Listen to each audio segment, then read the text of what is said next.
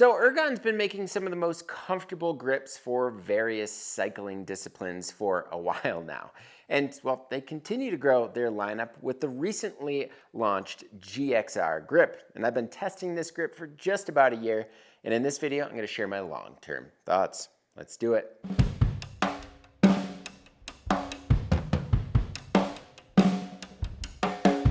So before we dive into it, I just want to mention that this video is supported in part by Surly Bikes. Surly, they make serious steel bikes for people that don't take themselves too seriously. They make bikes that are versatile and durable that can be dressed up or down for commuting, bike packing, ATVing, gravel grinding, or whatever you call fun on two wheels. With 15 original dirt-friendly platforms, they offer something that fits just about anyone for any style of riding. So for more on Surly, make sure to hit the card right here, or you can also find a link below. The GXR is a unique offering from Ergon and a departure from their soft rubber lock-on style grips such as the GA3, GA2, and GE1 offerings. Ergon uses a proprietary air cell rubber for the GXR grips, which they mention allows them to customize the grip a bit more than, say, traditional foam or silicone grips. So these grips are offered in a few versions, 32mm diameter small and a 34mm diameter large,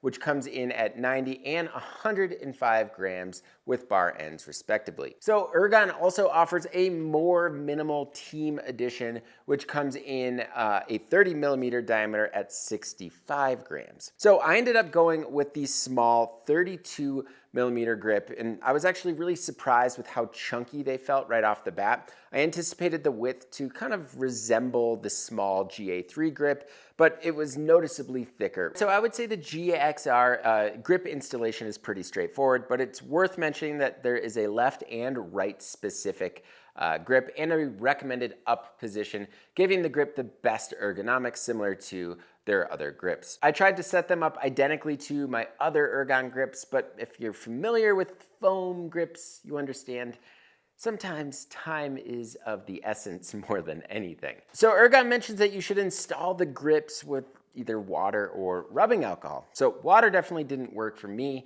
And in the past, I've had a hard time using rubbing alcohol with, say, an ESI grip. So I started using White Lightning Clean Streak for this grip style, which works really well for me. And it hasn't worn down the grip faster or hurt the overall integrity, despite some hesitation from a friend who was mentioning that it might not be a good idea, but I think it's worked just fine. Either way, this is undoubtedly the downside to this style of grip. It certainly adds another element and potential frustration of installation. So I've been using a silicone style grip for a really long time, longer than any lock-on grip. I swore by them for the longest time and even used them on some extremely demanding trips along with some bar ends from Cane Creek. The main difference between the two is not necessarily the weight or overall feel. Both have great comfort and do an excellent job of damping vibrations. So while the ESI offers a tapered grip option, they just taper too much for my liking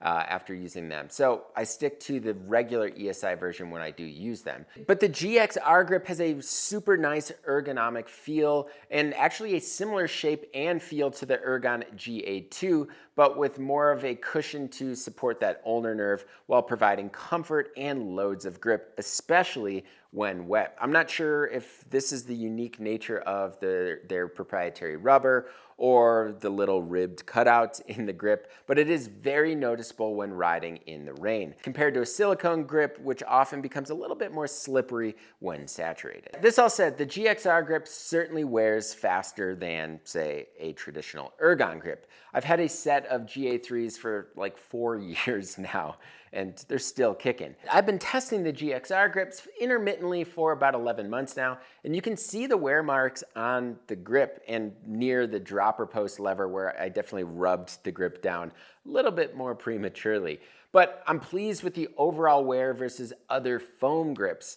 They certainly last a little bit longer and continue to have a very supportive fit throughout the life of the grip. One thing I noticed with lock-on grips, even from Ergon, is a bit of play between the core and the rubber itself. But the foam grip is essentially stuck to the bar, making sure it won't move. So you are getting a very reliable and solid feeling grip. And that's, I think, one reason why I really like this style of grip. So the downside here with this style of grip, however, is, well, yeah, it's really hard to remove. I've removed foam grips before, but it usually is a pain and leads to scratching the handlebar itself. Typically not worth it, but it's not impossible. The GXR, I mean, it's a pretty basic grip, right? Still, the fact that this one fits my hands better, feels good all day, lasts longer while reducing vibrations, definitely has me reaching for the GXR over similar grips.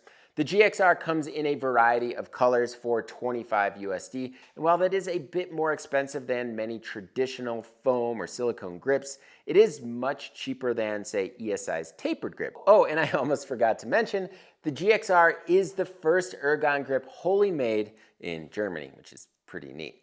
Anyways, let me know what you think about Ergon's GXR grip in the comment section below. And if you liked this video and want to see more like it, please hit that subscribe button and notification bell, and consider joining the Bikepacking Collective. Support from our members sustains this channel and really everything we do here at BIKEPACKING.com. The Collective has a lot of perks, including the twice annual bikepacking journal. So for more details, you can click on the card in the top right corner, or you can also find a link in the description below. As always, thank you all so much for watching, and until next time, pedal further.